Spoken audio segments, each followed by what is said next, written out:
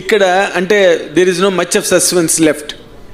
ఈ సినిమాని మీరు మాట్లాడుతున్న ప్రతి మాటలో there is a heavy amount of confidence and trust over what you did on the screen. అంత ట్రస్ట్ కాన్ఫిడెన్స్ రావడానికి what really contributed to you through this film or through this character? Sir మీరు notice చేస్తే నా trust confidence మీరు నాది ఎలా ఉందంటే నాకు అంత ట్రస్ట్ కాన్ఫిడెన్స్ వచ్చేది కాదు. ఎందుకంటే మనం ఎప్పుడు మన విషయం గురించి మనం మాట్లాడేప్పుడు మన కాన్ఫిడెన్స్ ఉండదు.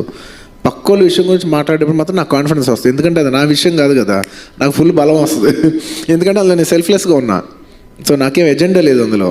సో డెఫినెట్లీ వాళ్ళు నేను చాలా కాన్ఫిడెంట్గా చెప్పింది కూడా సుకుమార్ గారు వర్క్ రేపు ఎలా చూస్తారు.